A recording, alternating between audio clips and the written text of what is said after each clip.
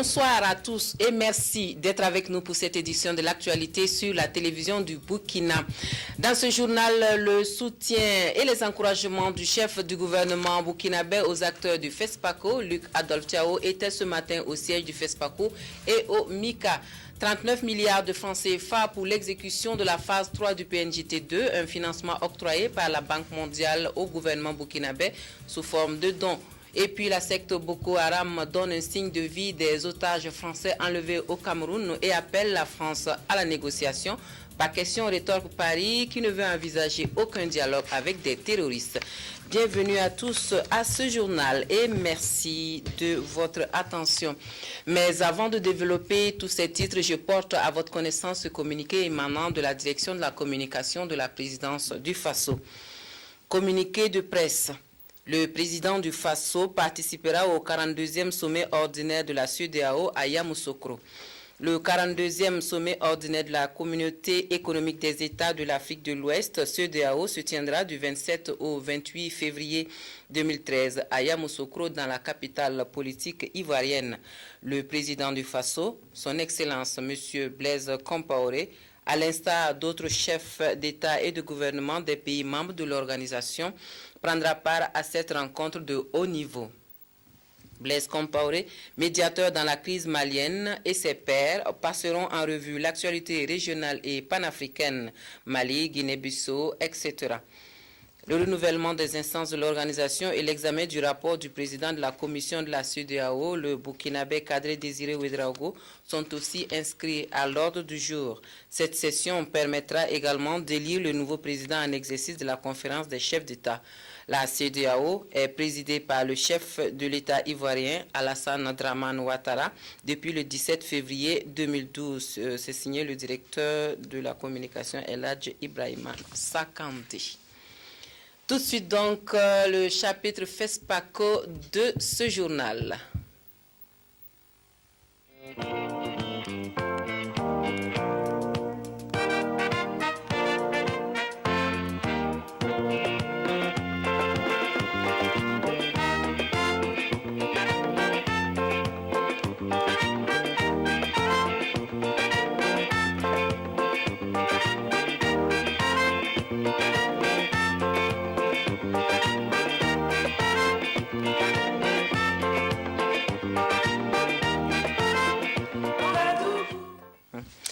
Le Premier ministre encourage les organisateurs du Festival panafricain du cinéma et de la télévision de Ouagadougou.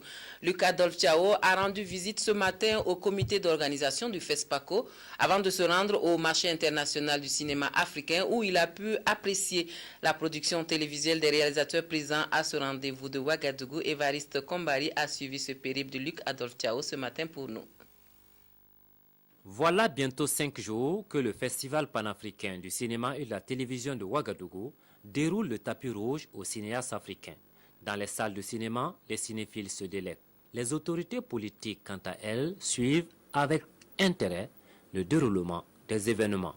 C'est dans cette dynamique que le Premier ministre Luc Adolphe Thiaw a rendu une visite au comité d'organisation au siège du FESPACO. Luc Adolphe Thiaw s'est ensuite rendu au MICA, où il a pu apprécier la production audiovisuelle de l'Afrique. Ici au MICA, j'ai pu vraiment mesurer à quel point il y a beaucoup de production au niveau de plusieurs pays africains. Et je tiens donc vraiment à féliciter donc tous ces créateurs. J'admire vraiment ce génie créateur, cette liberté de ton qu'ont nos réalisateurs en faisant des fictions ou des œuvres télévisuelles de qualité. Au sein de ce marché, producteurs, réalisateurs africains sont venus vendre, acheter et nouer des contacts. C'est le cas de Africa Move, une structure de production burkinabé qui est présente au FESPACO avec le film 15 avril. Je suis à mon 4e film, Royaume des Abota, mon premier long métrage. Et mon 2e film, c'est 15 avril. Voilà. Et mon 3e, c'est une série Pique-Nique, qui parle de la vie des étudiants sur le campus. Comme le Burkina Faso, la Côte d'Ivoire est riche en production séries télé. Des producteurs du pays de Roger Nyombala sont donc présents. Je suis là avec une série, Les Divas. Les Divas qui parlent un peu de la révolution des femmes, les femmes qui sont décidées à prendre le dessus des hommes. Le Premier ministre Luc Ador-Thiaw, qui a joué autrefois un rôle important dans l'organisation du FESPACO, apprécie un homme averti, le cinéma ivoirien. Le cinéma ivoirien, je pense que c'est un cinéma qui a fait vraiment son temps, qui a marqué le cinéma africain. À un moment donné, je pense qu'il y a eu une baisse dans la créativité, mais on sent qu'aujourd'hui, notamment au niveau des séries, il y a eu une reprise et je me réjouis très bien. Et tout à l'heure, j'étais très content de voir des artistes que nous tous, nous avons beaucoup admirés dans différents films. C'est très bon de les voir aujourd'hui encore avec nous aujourd'hui au Burkina et on les encourage à continuer dans ce sens. Au 4e jour du FESPACO, la biennale est loin d'être achevée. La fête se poursuit dans les salles de cinéma jusqu'au 2 mars. Et parmi les films burkinabés en compétition au FESPACO 2013, il y a Zamana de Zalissa Babo. Zamana qui traite de l'excision et que vous pourrez suivre demain au Ciné Burkina. Évariste Kombari a croisé la jeune cinéaste qui s'exprime sur son film et donne son appréciation donc, du FESPACO. Comment j'ai commencé? Par le FESPACO. Et donc, c'est mon premier film aussi, donc je suis très contente d'être au FESPACO. Moi, je suis née ici au Burkina, donc c'est vraiment les films des cinéastes burkinabés qui m'ont donné envie d'être cinéaste. Je n'ai pas fait des études de cinéma. Et c'est quand je suis partie en France en 2007 que mes rêves d'enfant sont revenus encore. Et c'est par rapport à ça que je me suis mis à vouloir réaliser un film. L'excision parce que je suis une femme. Et puis aussi, je voulais vraiment apporter ma pierre par rapport à déjà les luttes qui sont engagées dans le monde entier. Et c'est pas forcément pour montrer ce côté négatif de l'excision, mais l'excision c'est quelque chose qui vient de très très longtemps et malheureusement qui n'est pas bien pour les filles. Donc je me disais, bon, c'est ma manière de participer à les luttes qui sont déjà engagées. Il est en compétition 34 minutes et donc il va passer demain au Ciné Burkina à 11h et puis le jeudi aussi, au Sénasa à 16h. Mes attentes est que j'aimerais que mon film soit vu partout dans le monde, surtout au Burkina ici, dans mon pays natal, dans les villages, là où le message n'est pas encore vraiment bien accueilli. Et puis j'espère que je vais faire longue carrière dans ma vie. Sincèrement, moi je remercie le Burkina. Je remercie toutes les gens du FESPACO et sincèrement, moi je suis très très très satisfaite de tout ce qu'ils font, c'est vraiment génial quoi. Et en plus je ne pouvais pas avoir mieux que ça, premier film, sans vraiment avoir des diplômes énormes, même pas d'expérience énorme, mais quand même le FESPACO m'a ouvert la porte et donc moi je suis très contente. Le réalisateur gabonais Henri-Joseph Koumba Bididi est en compétition cette année au FESPACO avec Le Collier de Makoko, un long métrage de fiction qui aborde des problèmes d'environnement et de préservation des écosystèmes dans une Afrique pleine de mystères et qui est confrontée à la modernité. Le film a été projeté ce matin pour la presse. Kadi Sanogo y était.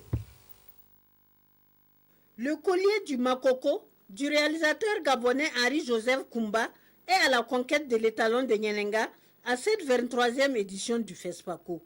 Ce long métrage d'1h45 raconte l'histoire d'une reine qui décide de faire revenir de la France un collier sacré ayant appartenu à un de ses ancêtres. Elle pense que ce collier ramènera l'équilibre et la prospérité au sein de son peuple au Gabon. Une fiction qui met en relief la préservation des écosystèmes et la réintroduction des lions en Afrique centrale. C'est aussi l'histoire de 3 retours que le destin va rassembler dans une aventure entre la France et le Gabon. Les 3 retours, c'est le retour du lion qui revient dans la savane d'où il est parti. C'est le retour du collier qui revient de la terre où il est parti. Mais c'est aussi le retour des hommes qui reviennent d'où ils sont partis.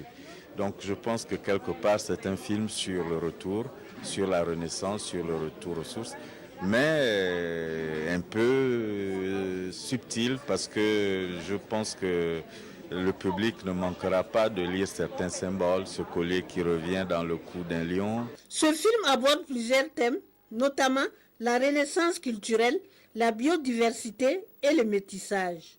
Une œuvre qui a été bien accueillie par les festivaliers et cinéphiles. Comédie fort bien enlevée, qui repose sur des sentiments humains et qui touche un petit peu quand même à l'histoire d'un peuple, le peuple Bété, je crois, au Gabon. C'est un chouette film et bien agréable, bien mis en scène, léger, simple et avec d'excellents comédiens, notamment le comédien qui interprète le jeune homme. C'est un film superbement bien fait et qu'on sent qu'il y a eu du travail qui a vraiment été fait. Franchement, quand tu vois l'adaptation de tout ce monde avec le lion et tout ça, tu sens que vraiment c'est pas un film comme ça et que vraiment il y a eu du travail derrière. J'ai beaucoup aimé, je trouve qu'il y a de la profondeur de champ et humaine aussi, de la beauté, de l'humour et c'est autre chose que les comédies américaines. J'ai beaucoup aimé. Henri-Joseph Koumba Bididi n'est pas à sa première participation au FESPACO. On se rappelle des couilles de l'éléphant qui avaient été bien accueillis à une édition de la Biennale du cinéma africain. Il ne reste plus qu'à attendre le verdict du jury le 2 mars prochain.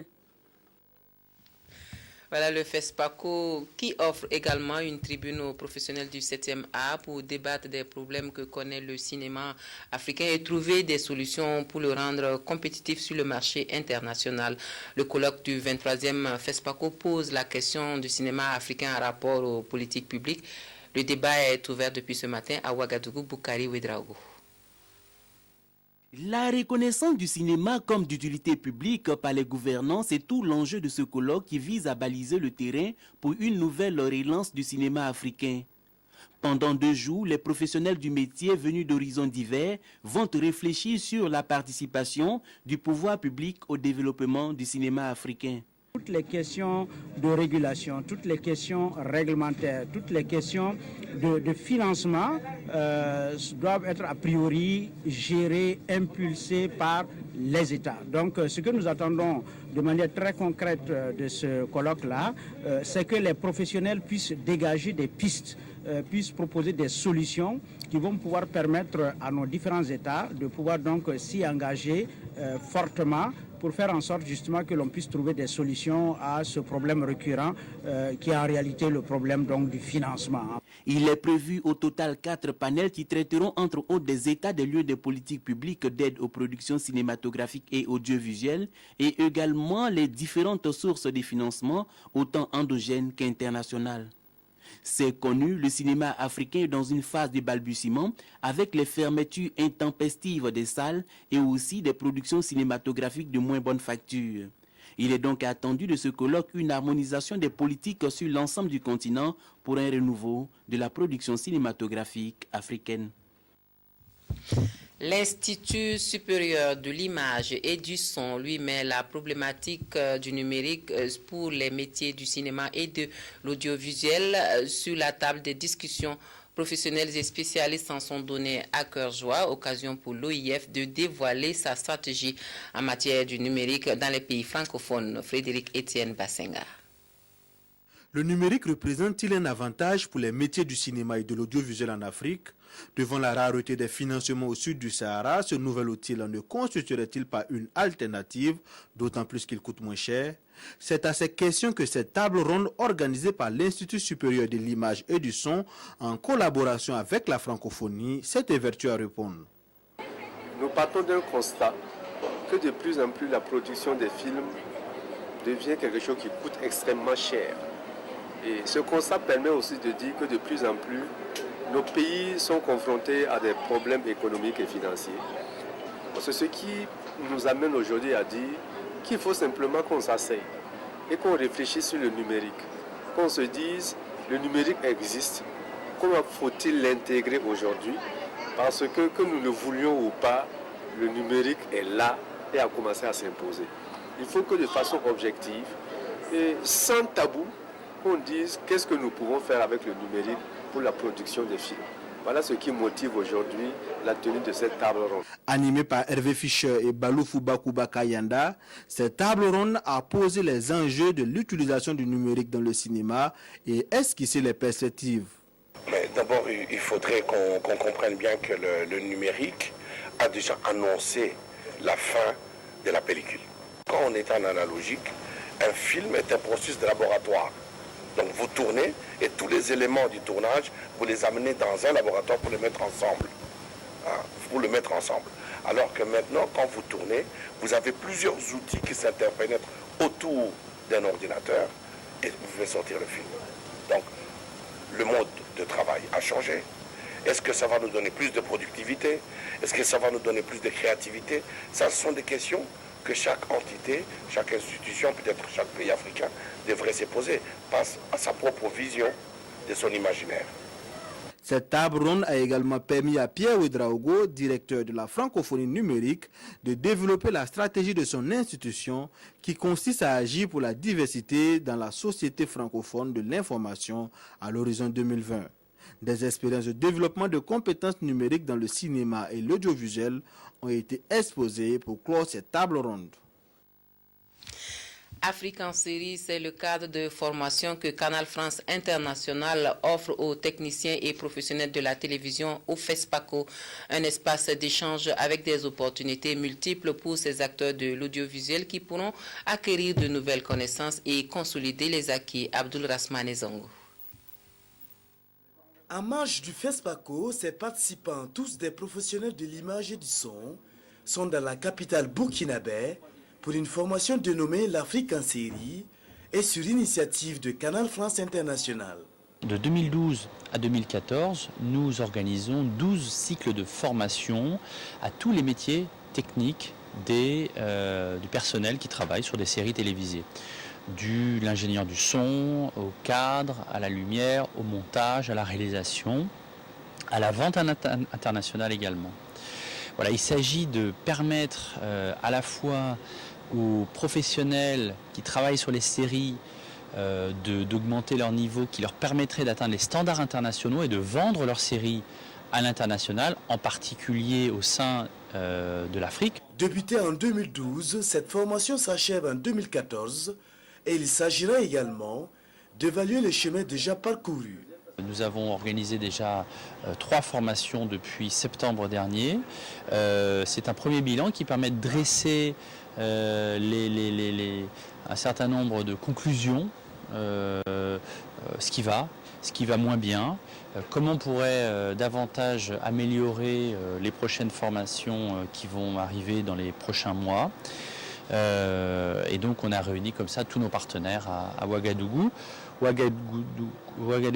FESPACO, parce que ça reste un endroit privilégié pour rencontrer les professionnels qui viennent par ailleurs se réunir, vendre leurs productions. L'Afrique en série est une nouvelle opportunité pour les techniciens du Cameroun, du Burkina Faso et du Ghana d'ajouter d'autres cordes à leur arc dans le domaine de l'audiovisuel. Je danse sur le lit et toi en bas. Pas question. Je danse sur le lit et toi en bas. Raison. Je vous invite à présent à vivre l'ambiance des nuits musicales de cette fête du cinéma africain dans la capitale burkinabé. Nyarkiteda était hier soir au village FESPACO. Je vous laisse apprécier. Entre cinéma et musique, il y a seulement un pas de franchi. Et au village du FESPACO, il est 0 heure passé ce mardi avec une température qui oscille autour de 25 degrés. Le temps est alors propice pour les festivaliers qui ont pris d'assaut le siège réservé au 7e art du cinéma africain. Musique à ciel ouvert, les artistes invités ne se sont pas priés pour tenir en haleine ce beau public venu vivre les temps forts de cette nuit musicale. La patrie, néo-colonialisme, et ses petits servants locaux, beaucoup d'Occident, nation, le sang, on fortifie notre peuple, et une seule nuit, avec l'enjeu, ça marche, triomphant. Pour les mélomanes, il a fallu absolument cette nuit-là qui contribue à apporter du punch à la fête du cinéma africain. Avec beaucoup d'enthousiasme, beaucoup de surprises aussi. Je n'avais jamais vu le FESPACO. C'est ma première édition, je suis beaucoup surprise de tout ce qu'il y a comme dispositif autour. Il y a beaucoup d'organisations, beaucoup d'artistes, beaucoup de mobilisation de la population. Je viens de vivre une soirée pathétique et bouillonnante parce qu'il y a de la musique, il y a à boire, il y a à manger, il y a de l'ambiance autour du village de Fespaco. Il faut créer ce moment festif pour réunir tout le peuple. Bon, en fait, je dis tout le peuple, c'est les Africains autour de cet événement important. Vraiment, je suis très content. Je ne sais pas quoi dire, vraiment, je souhaite que cet festival soit pour toujours. L'ambiance était bien, tout, c'était bien. Ça nous plaît beaucoup de venir ici, vivre le moment de Fespaco et puis voilà. Ouais, moi j'aime beaucoup l'ambiance là, c'est bien là. Les gens sont bien là. Ouais, pour l'instant ça se passe bien quoi. Mais demain soir je vais revenir. Les nuits musicales se positionnent dorénavant comme une plaque incontournable au Fespaco, avec comme enjeu majeur apporter une touche particulière à la fête du 7e art. Voilà pour ce qui était de la page Fespaco de notre journal.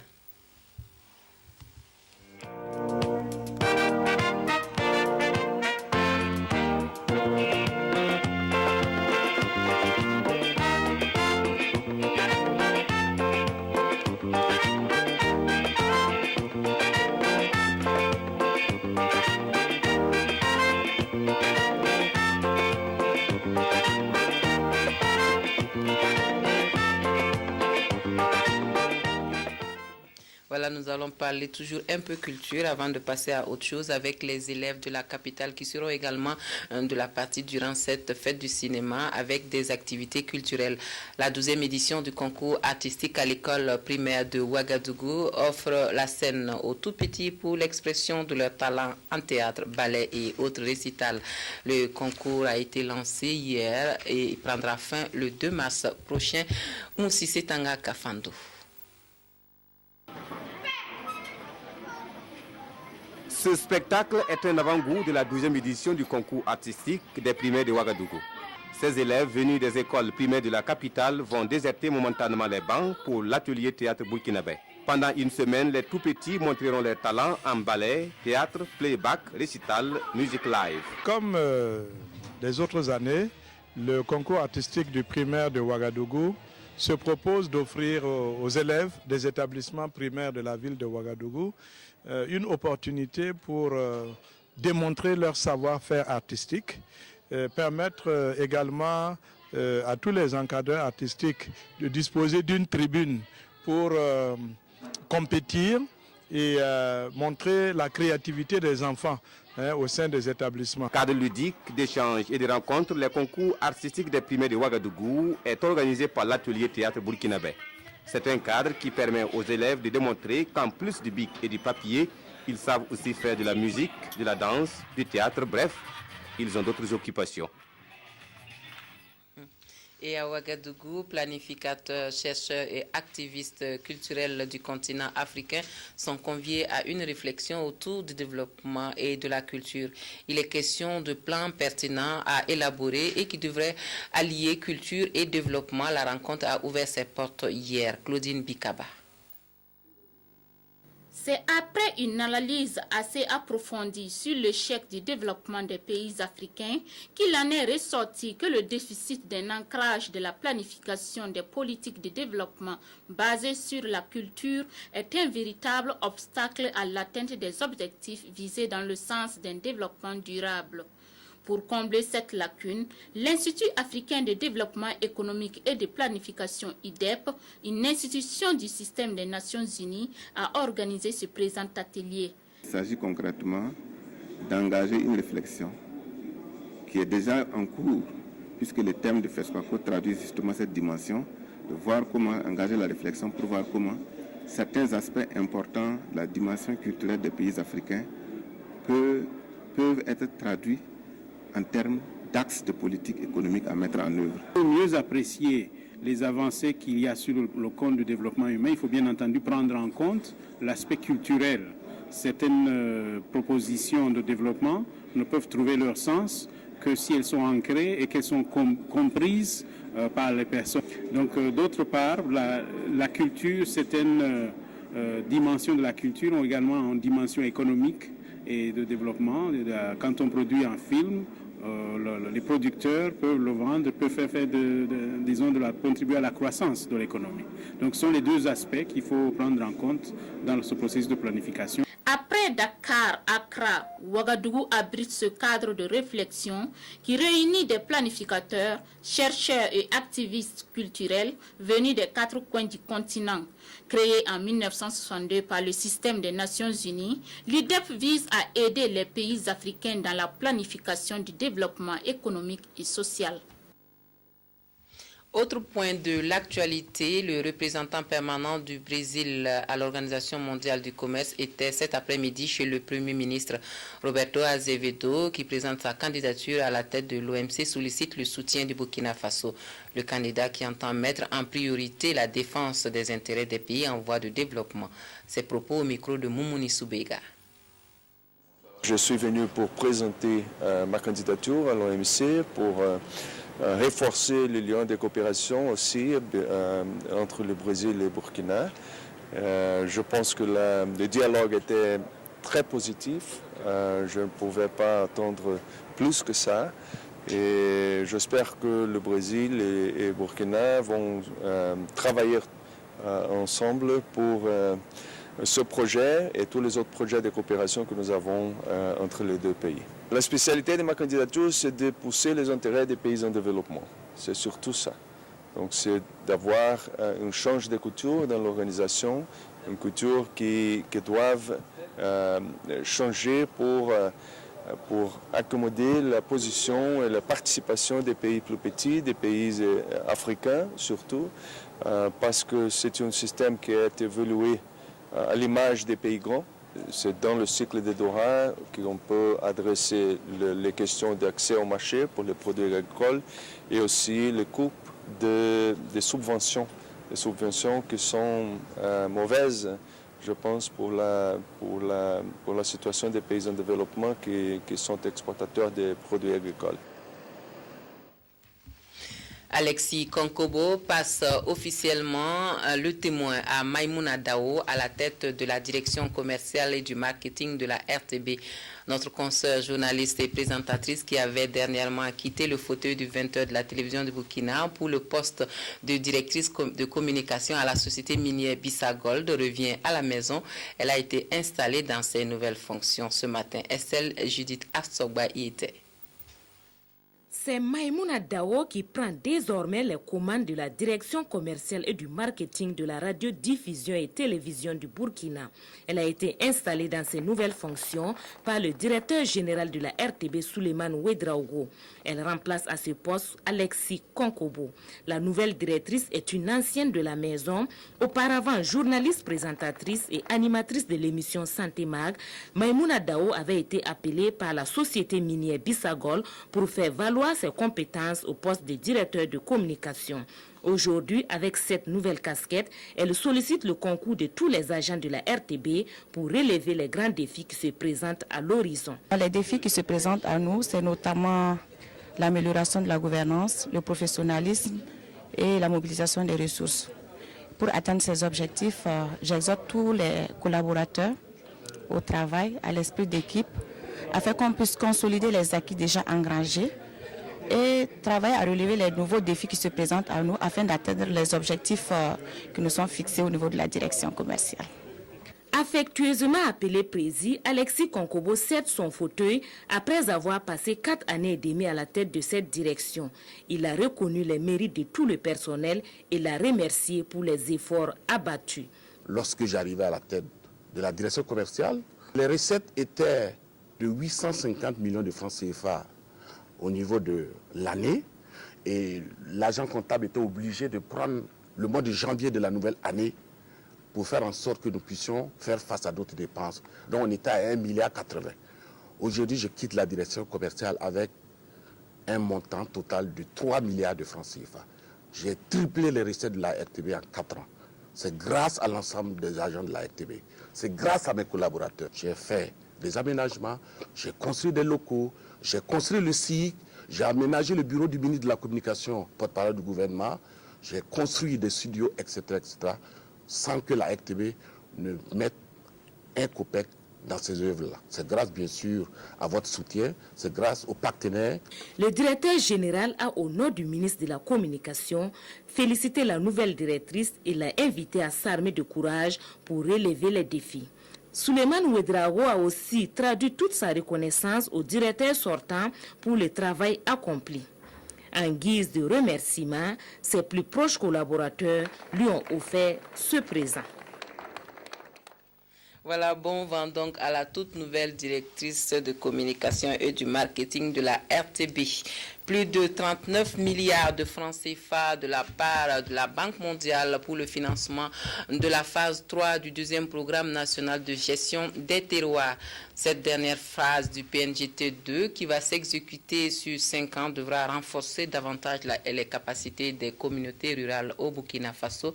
Le ministère de l'économie et des finances et la représentante résidente de la Banque mondiale ont signé hier les accords de financement sous forme de dons. Yolande Lompo. Après le financement de la phase 1 et 2 du PNGT2, dont le programme s'exécute sur 15 ans, la Banque mondiale renouvelle son engagement à travers la signature de ces 2 accords de financement sous forme de dons d'un montant global de 77,41 millions de dollars, soit environ 39 milliards de francs CFA destinés au financement de la 3e phase du 2e programme national de gestion des terroirs. Nous avons vu dans toutes les communes les résultats qu'ils ont pu faire avec le financement que la Banque mondiale a accordé au Burkina Faso pendant les 10 ans passés. Et cela nous a encouragés d'aller en avant, de donner le financement pour les 5 ans à venir. Le PNGT2 est sous la tutelle du ministère de l'Agriculture et de la Sécurité alimentaire. Et le premier accord de financement d'un montant de 35 milliards de francs CFA est un don de la Banque mondiale à travers l'Association internationale de développement IDA. Quant au second accord d'un montant d'environ 4 milliards de francs CFA, il est un don du Fonds mondial de l'environnement administré par la Banque mondiale. Qu'il est le couronnement d'un certain nombre de bonnes pratiques qui ont été réalisées tout au long des phases précédentes. Les réalisations qui sont sur le terrain touchent aussi bien les infrastructures sociales, un certain nombre d'autres infrastructures productives, mais aussi des soutiens au renforcement des capacités des différentes communes. Le montant total du projet est de 46,70 milliards de francs CFA avec un apport national de 8 milliards de francs CFA et les populations rurales de toutes les collectivités territoriales du Burkina Faso en sont les bénéficiaires. La mise en œuvre de ce programme devrait permettre de renforcer la gouvernance locale, de gérer durablement les terres et les forêts, d'évaluer le projet et de financer les investissements stratégiques de développement local dans les 302 communes rurales.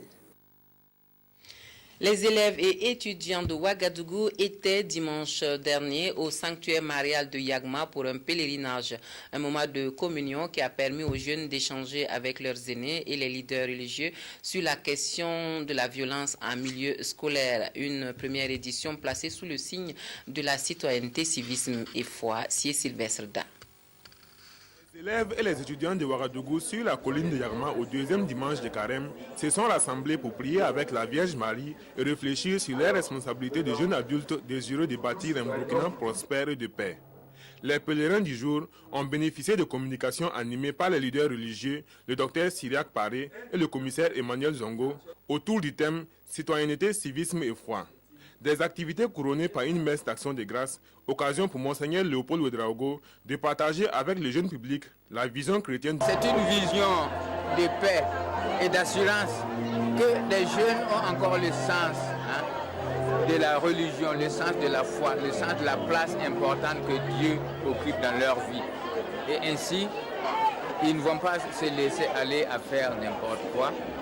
Ils vont pouvoir mettre des priorités là où c'est nécessaire pour une vie bien remplie. Moment d'introspection et d'échange nourris, les élèves et les étudiants ont mis à profit la journée pour éplucher avec les personnes ressources les questions telles que le rôle de la police dans la société, l'intervention des forces de sécurité dans les établissements, le respect des fêtes tricolores ou encore le code de la route, le respect des parents, des encadreurs et du bien public. Ça nous a apporté beaucoup de choses, comme nous a appris comment se déroule la vie en société, Aujourd'hui, on a su ce que c'était et on s'engage à respecter cela. Ce pèlerinage qui a sa première édition est une exigence religieuse qui s'impose en cette année 2013, décrétée année de la foi par le pape Benoît XVI. Hors de chez nous, pour finir avec la preuve de vie des otages français enlevés au Cameroun diffusée sur la toile. Ils seraient détenus par la secte Boko Haram qui appelle la France à négocier. Refus catégorique de Paris qui en réponse annonce que tous les otages seront libérés par tous les moyens sauf le dialogue avec des terroristes.